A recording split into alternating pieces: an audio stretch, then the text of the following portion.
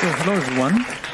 I'm here to talk about our future, both the future of our species, Homo sapiens, and about your own personal future. And nobody really knows what the world would look like in 2050. The only thing we know for sure is that it will be a very, very different world than today. And perhaps the most important thing to know about the future is that humans will soon be hackable animals, animals that can be hacked. There is a lot of talk these days about hacking computers and email accounts and smartphones and bank accounts, but we're actually entering the era in which it will be possible to hack human beings. Now, what does it mean to hack a human being? It means to create an algorithm that can understand you better than you understand yourself, and can therefore predict your choices, manipulate your desires, and make decisions on your behalf. In order to control and manipulate you, the algorithms will not need to know you perfectly. This is impossible. Nobody can know anything perfectly. They will just need to know you a little better than you know yourself, which is not impossible because most people don't know themselves very well. Often, people don't know the most important things about themselves. I know this from my own personal experience. It was only when I was 21 that I finally realized that I was gay, after living for several years in denial. And today, I keep thinking back to the time when I was 15 or 16 or 17, and I try to understand, how did I miss it? It should have been so obvious. But the fact is that I didn't know. And that's hardly exceptional. Lots of gay men spend their entire teenage years not knowing something very important about themselves.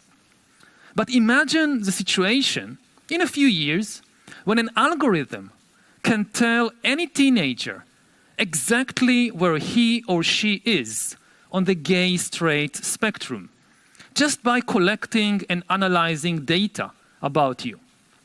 One way to do it, there are many ways, but one way to do it is perhaps just to track eye movements. The computer can track my eye movements when I surf the internet or watch YouTube, and analyze what my eyes do when I see an image, say of a sexy guy and a sexy girl walking together hand in hand on the beach. Where do my eyes focus and where do they linger? Now, even if you wouldn't like to use such an algorithm, to hear it from an algorithm, these news about yourself, what happens, let's say, if you find yourself in some birthday party of a kid from your class, and somebody has the brilliant idea that, hey, I just heard about this cool new algorithm that tells you your sexual orientation, and wouldn't it be so much fun if everybody take turns testing themselves on this algorithm with everybody else watching and making comments? What would you do in such a situation? Would you just walk away? And even if you do walk away, even if you do keep hiding from yourself, from your classmates, you will not be able to hide from Amazon, or from the secret police, or from Coca-Cola. As you surf the web, or watch YouTube, or just walk down the street, the algorithms will be discreetly monitoring you and hacking you in the service of the government, or a corporation, or some organization. Maybe you still don't know that you're gay, but Coca-Cola already knows it. So next time they show you an advertisement, they choose to use the version with the shirtless guy and not the version with the girl in the bikini. And next day when you go to the shop, you choose to buy Coke and not Pepsi, and you don't even know why. You think you did it from your free will. They know why you did it. And such information will be worth billions. Now, I know, of course, not everybody is gay, but everybody has some secrets worth knowing. Now, what do you really need in order to hack a human being? You need two things, just two things. You need a good understanding of biology, and especially brain science, and you need a lot of computing power. Now, in the past, for thousands and thousands of years of human history, nobody knew enough biology, and nobody had enough computing power in order to hack human beings. So even if the secret police followed you around 24 hours a day, watching everything you do, they still couldn't know what was really happening inside your brain. They still couldn't really understand your feelings, or predict your choices, or manipulate your desires. But soon, corporations and governments will have enough understanding of biology and enough computing power to hack humans. And when this happens, and it is already beginning to happen, then authority will gradually shift from humans to algorithms. And this is already beginning to happen in more and more fields, even in democratic societies. Even without any government coercion, people are willingly entrusting more and more authority to the algorithms. We trust Facebook to tell us what is new. We trust Google Search to tell us what is true. We trust Google Maps to tell us where to go. Netflix tells us what to watch, and Amazon tells us what to buy. Eventually, within 10 or 20 or 30 years, such algorithms could also tell you what to study at college, and where to work, and whom to marry, and even whom to vote for.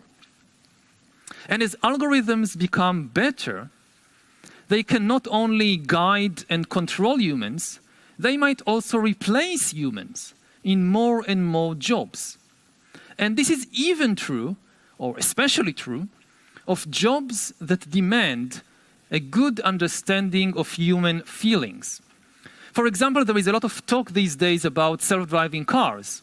But even in order to replace human drivers, self-driving vehicles, or the computers that drive these vehicles, they need not just to know how to navigate the road, they need to understand humans. They need to understand and anticipate the behavior both of human customers and also of human pedestrians. They need, for example, to recognize the difference between an 80-year-old and an 18-year-old and a 40-year-old that are approaching the road. And they need to understand something about the difference in behavior between small children and teenagers and adults. Similarly, in order to replace human doctors, computer will need to understand not just our diseases, but also our emotional moods. The computer will have to know whether a patient is angry or fearful or depressed. But it's very likely that computers will be able to do that better than most human doctors, because after all, anger and fear and depression are biochemical phenomena just like flu and cancer and diabetes. If computers can diagnose flu, computers can also diagnose fear. Now, of course, as all jobs in driving vehicles and in diagnosing diseases will gradually disappear, all kinds of new jobs, which we cannot even imagine at present, will emerge. But the new jobs, too, will continue to change and to disappear. Few jobs will remain the same for decades, for a long time. Some people imagine that the coming automation revolution will be a one-time event. Let's say in 2025, you have the big automation revolution, lots of jobs disappear, lots of new jobs appear, we have a couple of rough years, and then everything settles down to a new equilibrium in the job market and in the economy. But it will not be like that. It will be a cascade of ever bigger disruptions. You have a big revolution in 2025.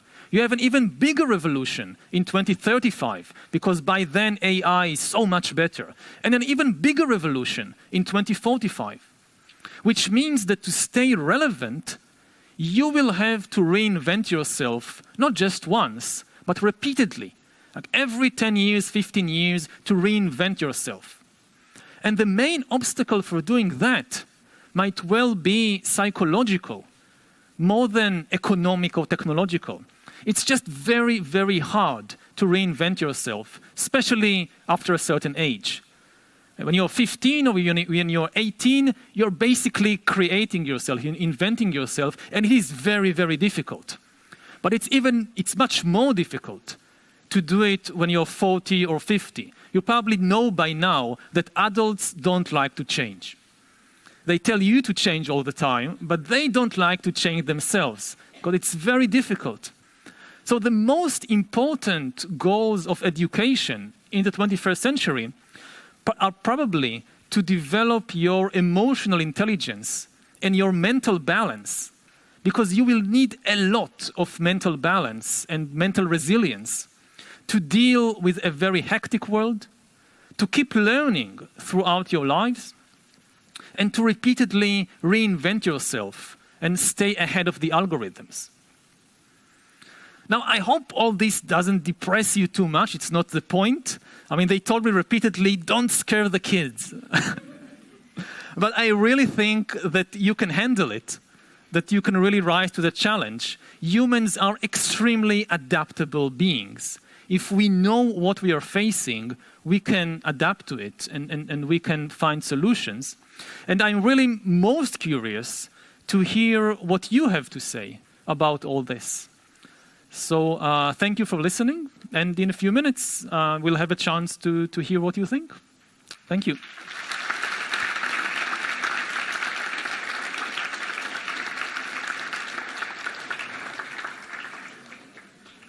We're going to chat for a bit.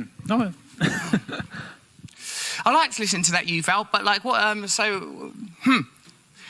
People are going to be able to hack our consciousness because they'll know so much about that. I suppose what I was thinking is, oh no, if I'd have been a kid in the future, in this sort of dystopian future where that game's invented that's watching my eyes, and that game's suggested, and I'm worried about my sexuality, I'd think, well, just look at the appropriate body part of the appropriate person for what's acceptable in the cultural context I find myself in. For example, if it was the man and the woman on the beach, simply look at the beach. Mm-hmm.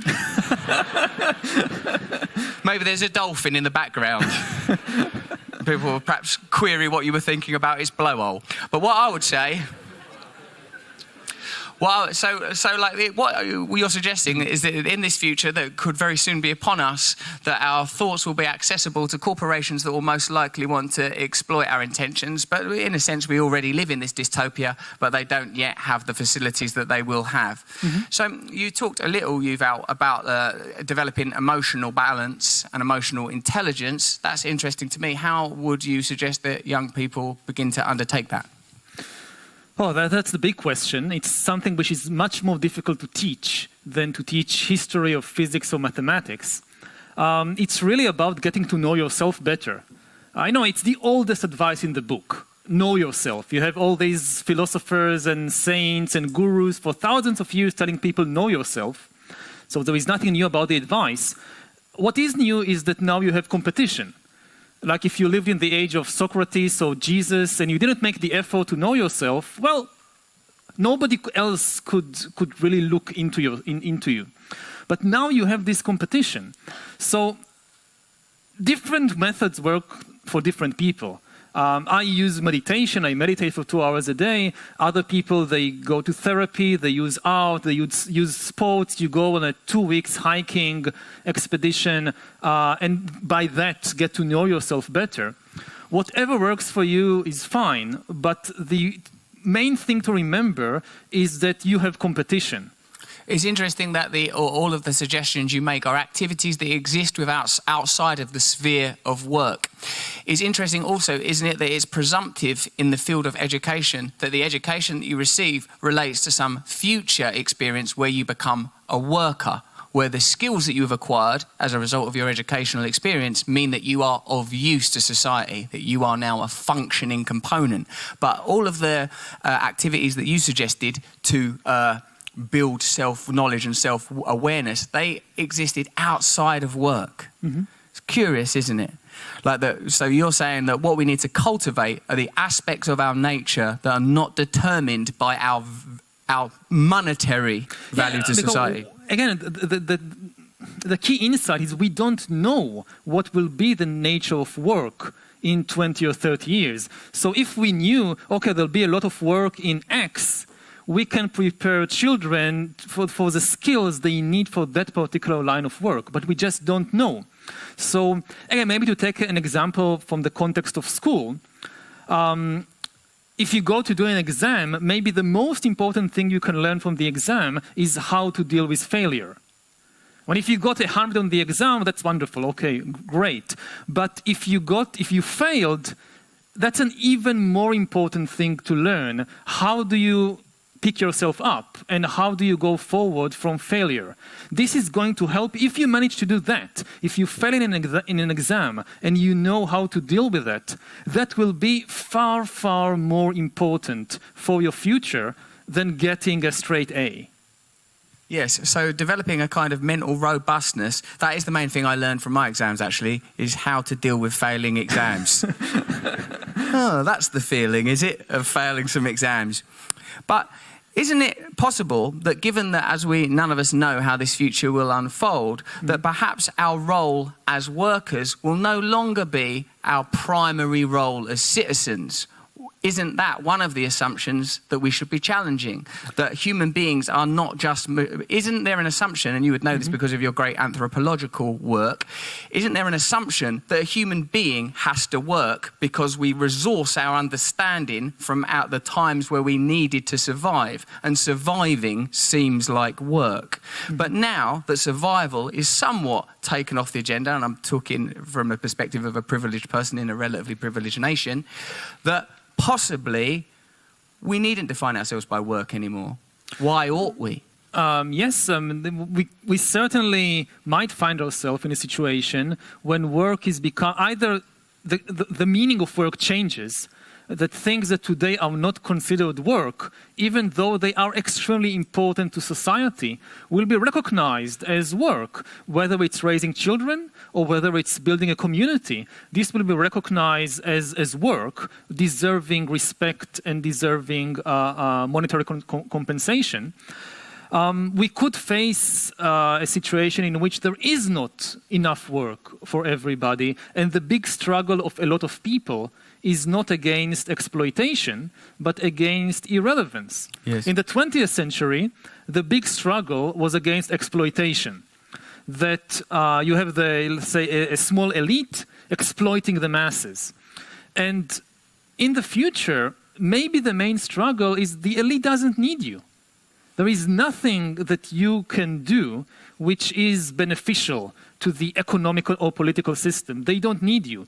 And this is a much, much harder struggle. Also, again, psychologically, to feel that you are not needed, that you are irrelevant, that kind of the world has passed you by, that's much, much more difficult than feeling that you're exploited. But when you're exploited, they need you.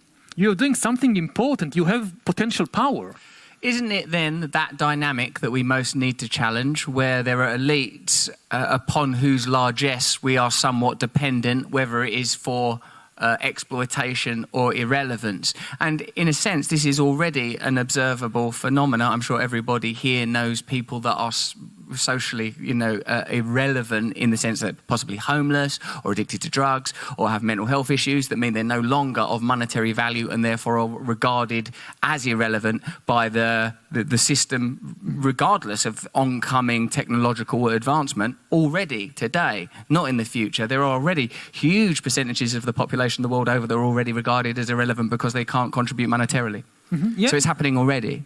Yeah, but it could become much, much worse. And again, one of the greatest fears is simply the amount of stress That, it's as a historian, it's curious to see that humans today are so much more powerful than 1,000 years ago or 10,000 years ago. If we could meet our great-great-great-grandmother and tell us what kind of powers we have today, she would have thought that we must be living in paradise with no worries at all. But actually, in many ways, we live much more stressful lives than 1,000 years ago. And the level of stress might only increase in the coming decades because, again, the pace of change is increasing. And you're constantly under this fear that I will be left behind. I will not be able to cope with the next big change. And as you grow older, change is becoming more and more stressful. Yes. Do you think, Yuval, this is perhaps because the incredible technological advancement that the last couple of centuries have seen has not been accompanied by a comparable spiritual, if you were to use that word, or intellectual, emotional, or mental advancement? And at the beginning of our conversation, you said, balance and the ability to endure. These previously would have belonged in the realm of the spiritual. So isn't one of the challenges we'll face that as human beings we have to evolve other aspects of our nature to keep up with the capacities of technology if we're to have any chance of surviving, and indeed challenging the dynamics that mean that there are still to some degree an elite that determine who is expendable, who is irrelevant, who is exploitable. Do we need to bring some focus to these structures and ways that we can radically alter them? Yeah, I think spirituality now is more important than ever before because a lot of spiritual and philosophical questions are becoming very, very practical questions. Things that philosophers have been debating for thousands of years with very little practical impact are becoming questions that engineers face. For example, you think about a question like, what is humanity? So you can debate it for thousands of years, but now as abilities, especially in biotechnology, develop, we may get the opportunity to start re-engineering the human body, the human brain, the human mind.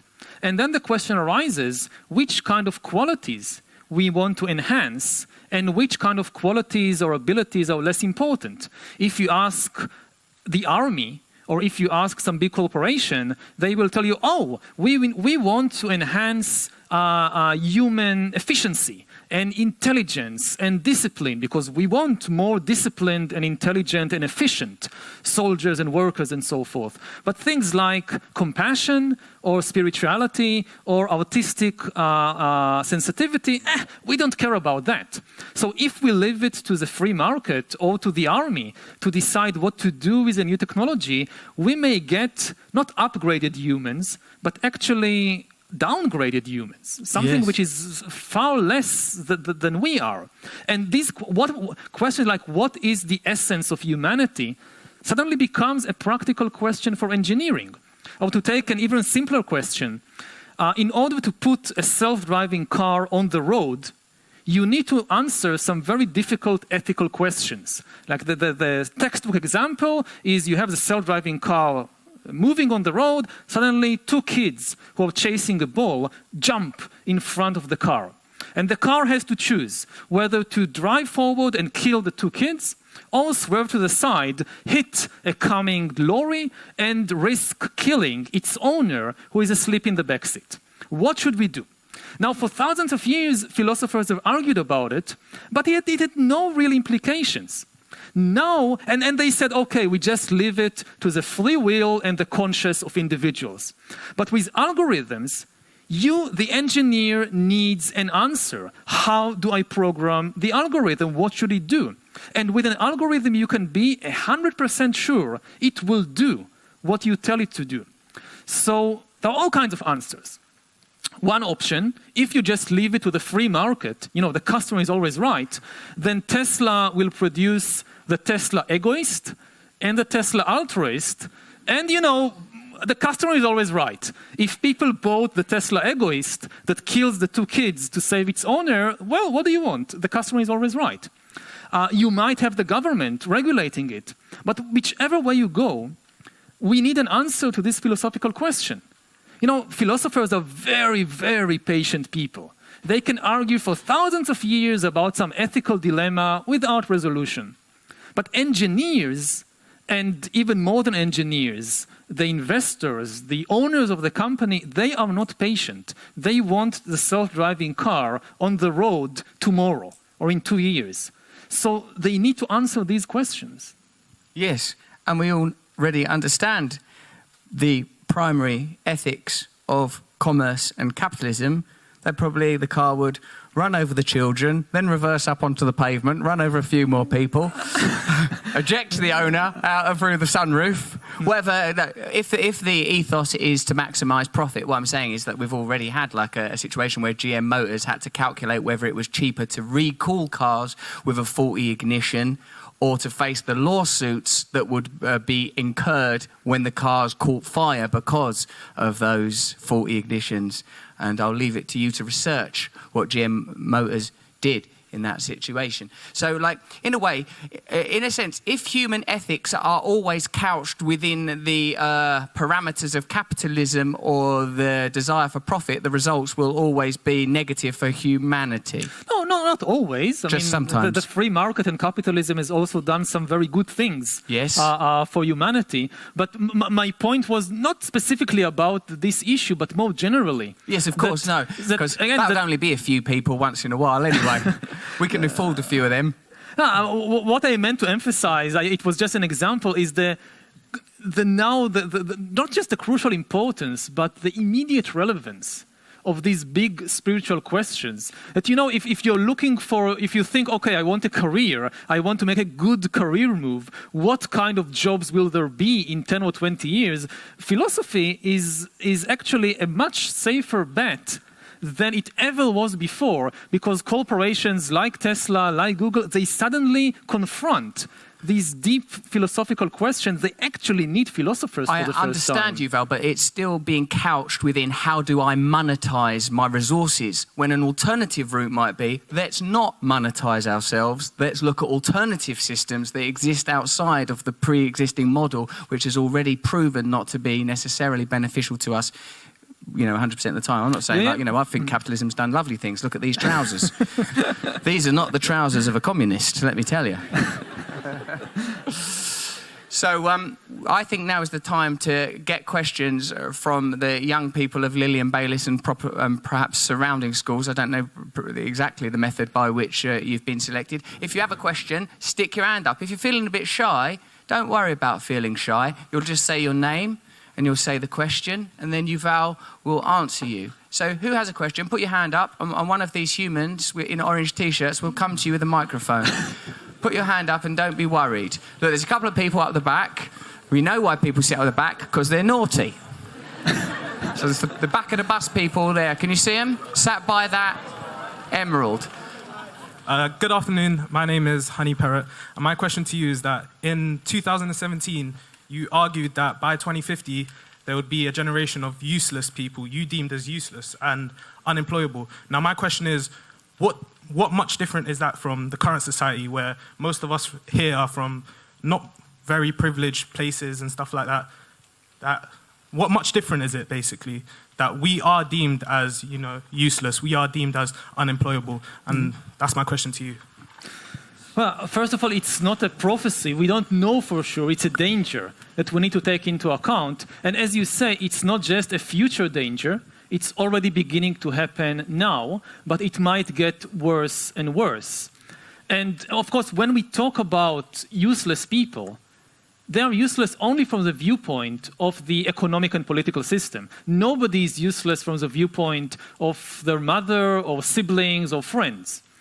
But the danger is that, yes, people will be left behind and will suffer, as I said before, not from exploitation, but really from irrelevance, that there is nothing that they can do which is valued by the political and economic system.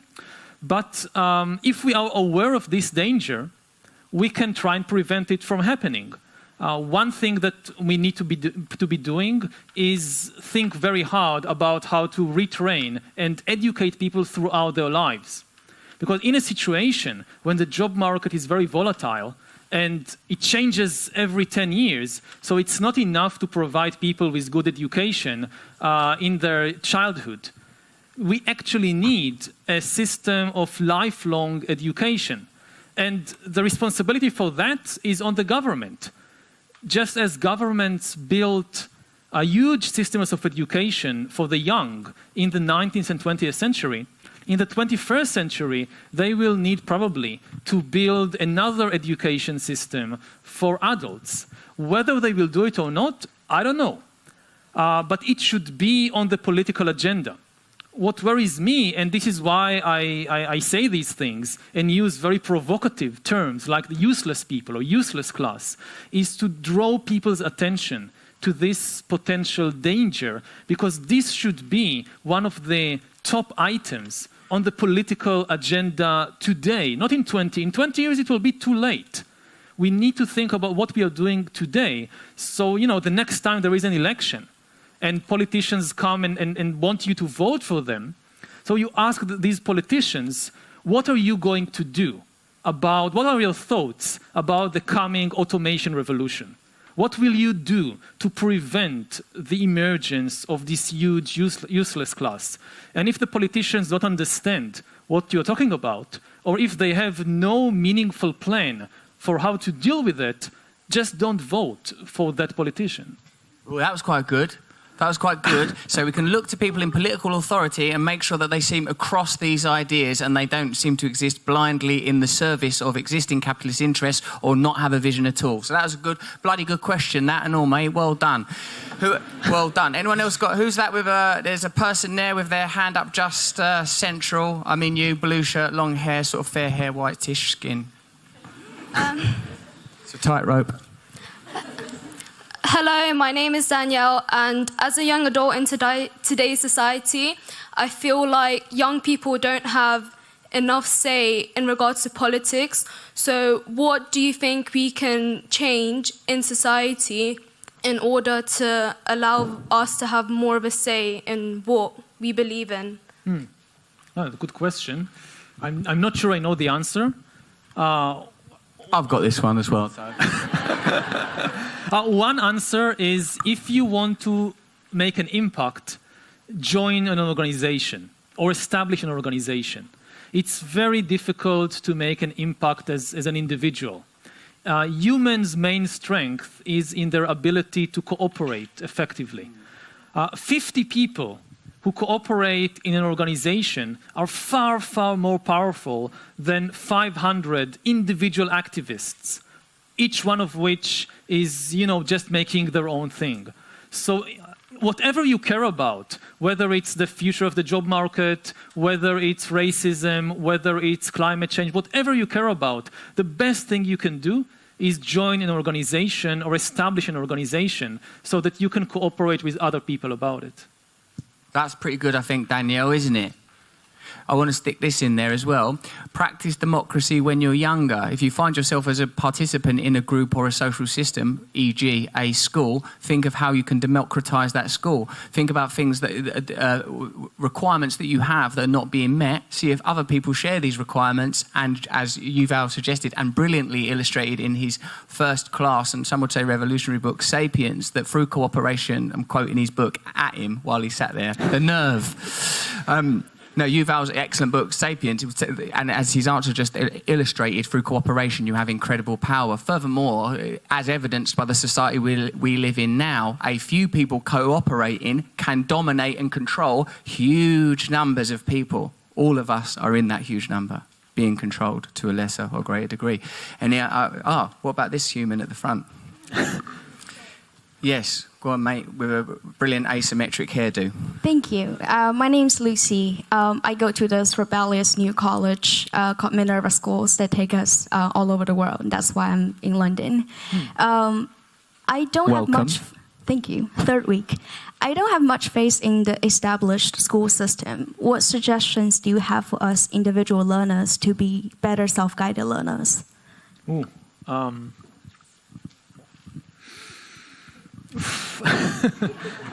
It's a good question. It's the most important thing as today is to be able to focus, especially if you have no guidance from an established school or an established program, the greatest danger you face is being flooded by enormous amounts of information and being completely distracted and unable to form a clear vision, a map of reality. You know, in the past, the main problem was lack of information. Information was scarce. Censorship worked by blocking what little flow of information there was. And especially if you wanted to learn by yourself, there was just nowhere to go.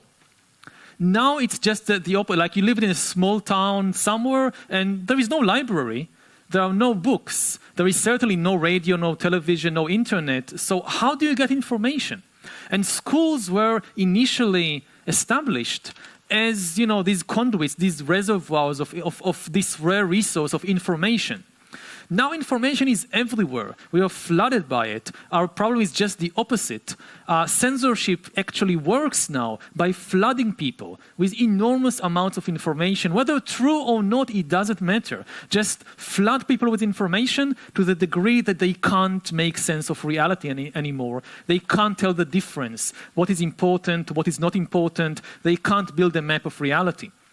And for schools, I would say one of their chief missions now is not to provide pupils with more information. It's really the last thing they need, but to provide them with either a map of reality or the tools to construct such a map. If you are a self-learner and you don't have this kind of structure, then this is your greatest challenge. How to find my way around this enormous ocean of information without drowning in it. And I don't really have like a magic bullet of how to do it. I would just like focus your attention that this is your greatest task. How did you do it? How did you have mentors, instructors, examples that you followed? You come through academia because you're a professor, so yeah. But like, so is that how you did it? You had mentors, people that you followed when you were. I know you didn't have the challenge of this abundance of information, not to the degree that the people we are addressing now have to contend with. But you must have still selected the disciplines that you did, the methods that you did, the viewpoint that you did. My method was really to focus on the most important questions and then allow the questions to just lead me wherever they go. Like you take a big question like that, for example, why have men dominated women in almost all large-scale societies for the last 10,000 years? And you want to understand why. And it's important to take a question which is not only big, but it's also very relevant to my life, to make it interesting. Something that really impacts me every day. Why is reality like this? And when you start reading and researching about it, the first thing you will discover is that you have to cross all kinds of disciplinary borders. This is not a question in biology, or psychology, or economics, or philosophy, or history. It's everything. You can't understand gender relations if you don't know something about human biology. But if you think, oh, biology is all the answers, you won't understand much. You also need to take history into account, and economics into account, and so forth. So what gives you the structure is the question. I have this big question, and I'm on a quest, following it wherever it leads me. Well, that was pretty good, wasn't it? And I pushed him for that for you, Lucy, didn't I? You saw that. I nudged him a little bit. And we got Yuval to say, find the question that you care about most and then pursue it and see where it takes you, and don't be confined by discipline. Or, well, do be confined by discipline, but not by disciplines. Now, there's a few nutters up the back. Why don't penguin people get ready? But there's a young man here at the front, hand up, fingerless glove. That's the kind of person who deserves to be heard.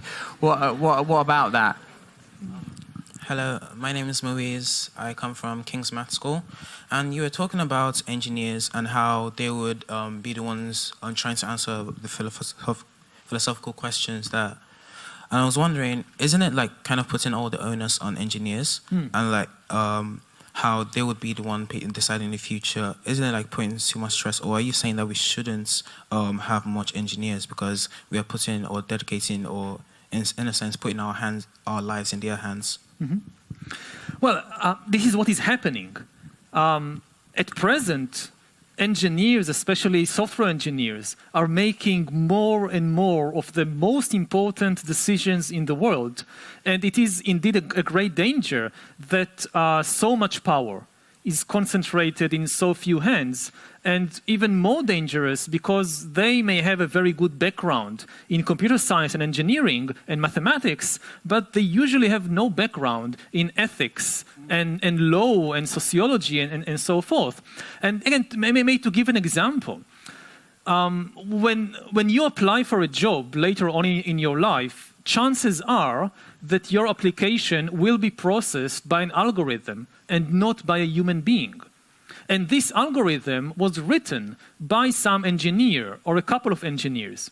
And one of the biggest dangers is what happens if the engineers kind of program their own biases into the algorithm.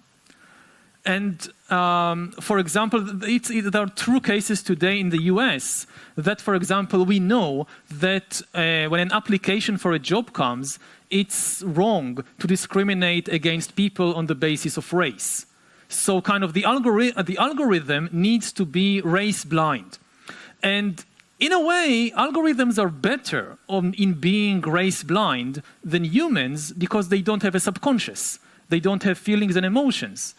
A human being, you can tell the human being it's wrong to be racist, and the human being will agree, yes, it's wrong to be racist. But when the application comes, his or her subconscious feelings might bias them. And we have a lot of research indicating that this is happening.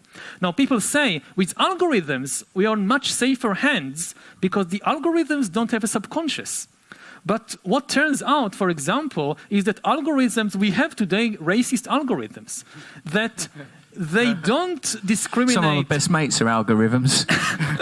They don't discriminate on the basis of race, but for example, they discover, the algorithms, that people who come from certain postcodes, they tend to be less reliable workers, and they start discriminating against people from these postcodes. And surprise, surprise, the people in these postcodes, they usually come from a certain ethnic background. Now, the engineer who programmed this algorithm may not even realize what he or she were doing, but they should have realized. So I think that in every course for computer engineers, we need today to include a program in ethics, in ethics for coders. So you think that engineering or currently engineering is separate from creativity? Like those two kind of do not exist side by side? And also you were talking about how algorithm could be biased. Isn't it like sort of saying that it's the engineer's fault that a sort of bias could exist? Mm-hmm. It's like you're blaming the engineers for what ultimately isn't on their hands in the first place, since they're just doing what higher ups tell them to. Anyway. It's a case by case situation. But I think that if the engineers have more awareness of the enormous political and economic influence of their work, and if they have greater awareness of the ethics of what they are doing, then even if some big corporate boss tells them to do something, they can push back, or they can do their job in a more responsible way. Now, of course, it's not just their responsibility. Governments need to intervene with regulations, customers need to be more aware of what is happening, but ultimately I would say that it's extremely important. If there is one profession today that we must include courses in ethics in this profession, it's computer coding. It's much more important for computer engineers to take some courses in ethics and philosophy than it is for literary critics or historians or artists or whatever. That's excellent. Thank you. Thank you for that series of brilliant questions. And don't think I didn't notice that you did a little question 1-2 there, mate. Doubled up on the questions, very crafty. Hey, Penguin, what about some of the people up the back? I'm trying to work out the system. People may be sat randomly, for all I know. We don't know if the people at the front got there through sheer moxie and cunning. We don't know, do we? But what about some of them people up the back? Say your name, then say the question, mate. I'm Charlie, and as our population is increasing, at the same time our technology is also becoming more proficient and rendering humans useless. What are we going to do about the excess humans that are left? So that's really going back to the question about the useless class. And again, I want to emphasize it's not a prophecy, it's just a possibility. If we make the right decisions and right policies today, then we can prevent this kind of dystopian scenario from materializing. And this is the whole point of having discussions like this. If the future is inevitable, then what's the point of talking about it? We can't do anything. But the future is not inevitable. Every technological development in history, this was always the case in the past and will also be in the future, that every technology can be used in several different ways. If you look at the 20th century, so you look at inventions like electricity and radio and trains and cars, you could use these inventions to build fascist regimes or communist dictatorships or liberal democracies. The electricity didn't tell you what to do with it. And it's the same with AI. The development in artificial intelligence and machine learning and biotechnology could lead to a dystopian scenario in which a tiny elite of superhumans controls all the resources and power, and most people are economically useless and politically powerless. It could happen, but it's not inevitable. We can use the same technology to create a much, much better world than ever existed before. For example, that, yes, people need to work less, but many jobs are not worth saving. What we need to protect is not the jobs, it's the humans. If we can take care of human needs, and humans will have more leisure time and more opportunity to explore themselves, to develop themselves, to engage in art or community activities or meditation or sports instead of working so much, this is wonderful. We don't need to, I've been talking a lot about the dangers of AI and algorithms, but this is simply because we are now flooded by all these promises that technology will make everything better. And we need to kind of balance it. But we should still remember that, yes, there are wonderful opportunities also in technology. To give one example, again, returning to the self-driving cars. Today, all over the world, every year, about 1.25 million people are killed in traffic accidents. That's twice the number of people who die from crime and terrorism and war put together. And most of the traffic accidents are caused by human error. Somebody drinking alcohol and driving, somebody falling asleep or texting a message while driving, things like that. If we replace human drivers with self-driving vehicles, it is likely to save maybe 1 million lives every year. So there are wonderful developments there. The key thing is not to think in dystopian way, but to think, what should we do now? What kind of policies the government should adopt in order to prevent the worst case scenarios and make sure that the technology is used in the best way. And we have, again, the examples from the past that we can make technology work for us. In the 1950s and 60s, you had all these doomsday prophecies that nuclear weapons will inevitably lead to a nuclear world war in which human civilization will be completely destroyed. And in fact, what happened is that the Cold War ended peacefully, and it may not look like it from the news, but your lifetime, the last 20, 30 years, have been the most peaceful era in the whole of human history. There are still wars in some part of the world. I know this perfectly well because I live in the Middle East, so I have no illusions about it. But still, we are living in the most peaceful era ever. More people today die from eating too much than from violence. Sugar is far more dangerous to your life than gunpowder. And this is a wonderful development. So there is a lot of hope. There's a lot there to think about. What I took from what you were saying is that we all have an obligation to educate ourselves regarding ethics, not just engineers, but all of us need to have a better understanding of ethics. And more, I think that instead of looking at society and systems and thinking, how can we make ourselves fit in with it, we have to look at ourselves and ask, how can we make society fit in with us? Yeah, what about with this? I think we've got time for 2 more questions. So there's some of the people there, there's a hand frantically waving. I would take that as enthusiasm. My name is Qadis. I have a few questions. A few! He's doing all of the last ones you found.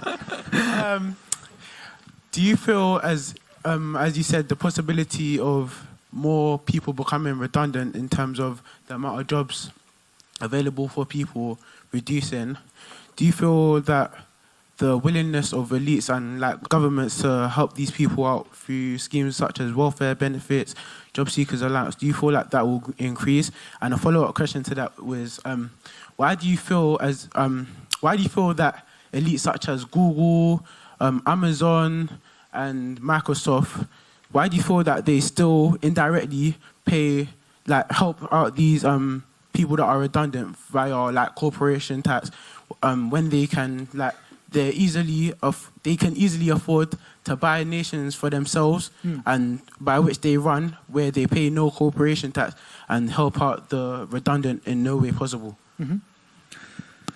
Yeah, well, there is a lot of responsibility and a lot of things that governments can do, whether it's in social services, whether it's maybe most importantly in education and education for adults. But as I think you're indicating, we need to think about it also on a global level and not just on a national level. The impact of the rise of AI and automation will be different on different nations and different parts of the world. In some parts of the world, enormous new wealth will be created and a lot of new jobs will be created. Whereas in other parts of the world, the economy might collapse completely. In high-tech hubs like Silicon Valley and like the eastern coast of China, we might see enormous development and wealth. But whereas other countries which at present rely mainly on cheap manual labor, like people producing textiles and shoes and so forth, their economies might completely collapse. So beyond the question of what does the UK government do in order to protect the most vulnerable people in the UK, an even bigger and more important question is, what do we do on the global level? Because the worst problems there will be problems in the UK, but the worst problems will not be in the UK. They will not be in Western Europe or in North America or on the east coast of China. They are likely to be in countries like Guatemala, like Bangladesh, like Indonesia. They will be hit the most by the automation revolution. And what we see now with the rise of nationalism and isolationism is a cause for a great worry. That yes, maybe governments will do what it takes to protect their own citizens, but the poorer nations of the world will be completely left behind. And we need to think very carefully about a global safety net, a global solution to this problem, and not just stay limited to nationalist thinking about it. That's an excellent answer. And that was a really good question, that, mate. I like the way you dragged in powerful silicon giants, great technological colossuses that stride about the world, governing and controlling us. You pulled them into it too, and made Yuval talk for a while about the culpability and responsibility of our governments and the way that we look at the nation state and the globe. A lot of education, a lot of data flying around out here, a lot of things for us to learn. We've got to pull ourselves together, start looking at fraternities across the globe, looking at new alliances, new idealism, new ideologies. Who's this dude with the glasses and the barnet? My man there. And this will be our last question. We've got to wrap it up. So start collating the good information in your minds and allowing it to land. Hi, I'm Raphael. So I have two kind of questions. Everyone gets in with two questions. Sorry about that. So the first is, are echo chambers, like politically speaking, an example of this human hacking that you speak of? And if so, how do we deconstruct that? And the second one, what do you feel about UBI, or universal basic income, as a way to combat this socio-political redundancy?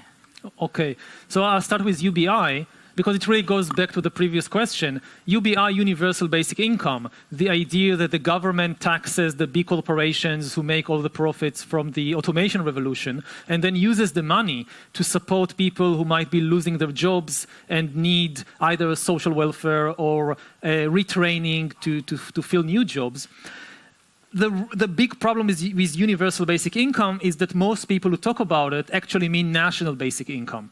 What they have in mind is something like the US government taxing Google and Facebook in California in order to help unemployed taxi drivers in New York and unemployed coal miners in Pennsylvania, which is as good as it goes.